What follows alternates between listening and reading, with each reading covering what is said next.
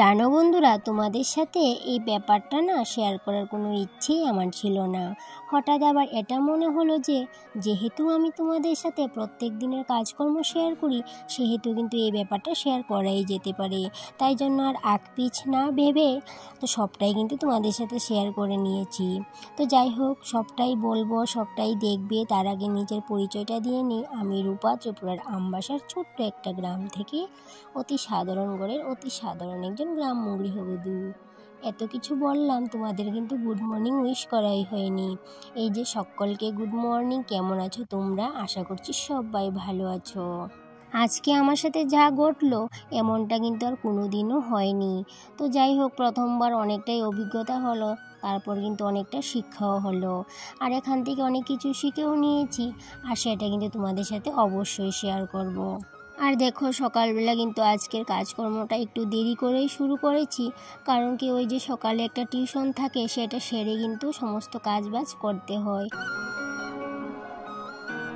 আর এদিকটাই দেখলে তো উঠান ঝাড় দিতে গিয়ে আমার কি নাজেহাল অবস্থা হয়েছে।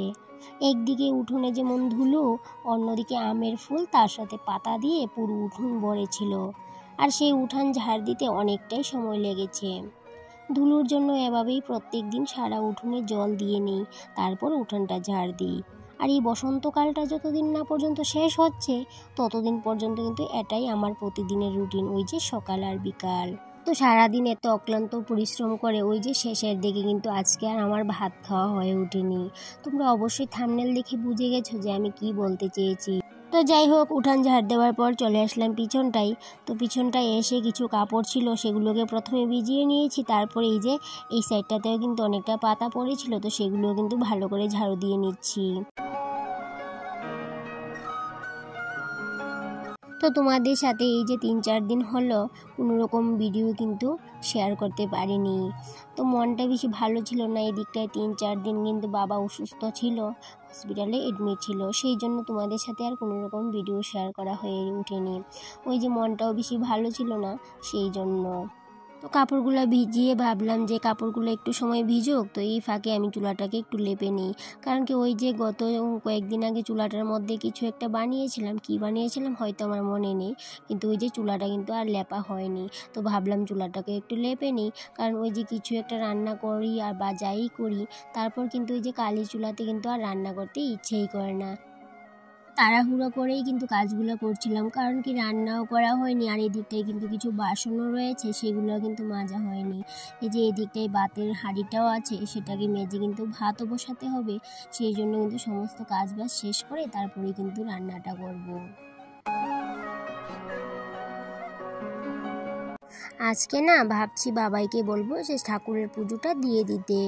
আজকে ভীষণ দেরি হয়ে গেছে, মনে হচ্ছে কি কাজ করে সমস্ত কিছু করে পুজোটা দিয়ে তারপর কিন্তু ওই যে রান্নাবান্না করতে অনেকটাই দেরি হয়ে যাবে। বেশিরভাগ সময়টাই কিন্তু এই যে পুজো দেওয়ার পরে কিন্তু রান্নাবান্নাটা করি, কিন্তু আজকে আর পারবো বলে মনে হচ্ছে না। আর এমনিতেও একটু ইচ্ছে করেও মাঝে মধ্যে বাবাইকে দিয়ে ঠাকুর সেবাটা দেওয়ার চেষ্টা করি। ওই যে কারণ যদি এখন থেকে ঠাকুর পূজা ওকে দিয়ে না দেওয়াই না, তাহলে আর ভবিষ্যতে ওর ঠাকুরের প্রতি কোনো ভাবভক্তি জন্মাবে না। তাই জন্য ইচ্ছে করেই ওকে দিয়ে মাঝে মধ্যে পুজোটা দেওয়ানোর চেষ্টা করি। ও ওর মতো করে যেমন পারে ঠাকুর সেবা দিয়ে দেয়, আর মাঝে মধ্যে কিন্তু আমি বলেও দিই। আর এই দিকটাই তোমাদের সাথে গল্প করতে করতে কাপড়গুলোও কেচে নিয়েছি। আর যে কাপড়গুলো পরে হসপিটাল যাওয়া আসা করেছি, আজকে সেই কাপড়গুলোই ধুয়েছি। এক্সট্রা কাপড় আজকে আর ধোয়া হয়নি বেশি, ওই হসপিটালের কাপড়গুলো জমিয়ে রেখেছিলাম, আর একসাথে আজকে সবগুলা ধুয়ে নিয়েছি। তো কাপড় মেলতে মেলতে কিছু কমেন্টের রিপ্লাই দিচ্ছি। 2-1 দিন ভিডিও দিতে পারিনি বলে ওই যে কমিউনিটিতে একটা লেটার পোস্ট করেছিলাম, সেখানটায় আমার সঙ্গীতা বনু বলেছে, দিদিভাই ভিডিও পরে দিও, আগে জেঠুকে ভালো ডক্টর দেখাও। কমেন্টটা পড়ে না সত্যি অনেক ভালো লেগেছে। অনেক অনেক ধন্যবাদ বনু তোমাকে। তো তার পাশাপাশি সুমা দিদিভাইও কিন্তু খুব সুন্দর একটা কমেন্ট করেছে যে দিদিভাই মেশুর দ্রুত সুস্থতা কামনা করি। সেক্ষেত্রে সুমা দিদিভাই তোমাকেও কিন্তু অনেক অনেক ধন্যবাদ। আর এদিকে দেখো অনেক দিন হলো এই যে হ্যাঙ্গিং প্ল্যান্টগুলোতে জল দেওয়া হচ্ছিল না। এই যে একটু দৌড়াদৌড়িতে ছিলাম সেই জন্য কিন্তু হ্যাঙ্গিং প্ল্যান্টগুলোতে একদমই জল দেওয়া হচ্ছিল না। ওই নিচে যে প্ল্যান্টগুলো ছিল ওইগুলোতে কিন্তু আমি প্রত্যেক দিনই জল দিই, কিন্তু ওই উপরে আর দেওয়া হয় না। যেহেতু কিছুদিন হলো জল দেওয়া হচ্ছিল না তাই জন্য কিন্তু গাছের গুঁড়াগুলো কিন্তু অনেকটাই শুকিয়ে গেছিলো। তো সেই জন্য আজকে কিন্তু জলটা দিয়েই দিলাম। সমস্ত কাজ বাজ শেষ করে ঘর দুয়ারও কিন্তু মুছে নিয়েছি। একটু দেরি হয়ে গেছে কিন্তু ওই যে ঘর দুয়ারও মুছা কমপ্লিট হয়ে গেছে। তারপর ভাবলাম আজকে এই যে চুলার মধ্যে নিরামিষটা তো করে নিই। তো সেক্ষেত্রে কিন্তু ওই যে আমি কাপড় ধোয়াধুয়ি করলাম, তারপরে এই যে এত কাজকর্ম করলাম, সেক্ষেত্রে আমার নাইটিটা কিন্তু একটু ভিজে গিয়েছিলো। সেই জন্য নাইটিটা চেঞ্জ করে তারপর ওই বাসি নাইটিটা ধুয়ে তারপর কিন্তু এই দিকটা এসে রান্নাটা বসিয়ে দিলাম। তো চুলাতে নিরামিষটা বসানোর আগে কিন্তু গড়ে আমি ডাল সিদ্ধ বসিয়ে গিয়েছিলাম ইন্ডাকশনে। সেক্ষেত্রে ডালটাও সিদ্ধ হয়ে গেছে আর এদিকে ফোড়নটাও দিয়ে দিলাম। এই যে চুলার মধ্যে রান্না করি কেন বলো তো? একটু গ্যাস সেভ করব বলে।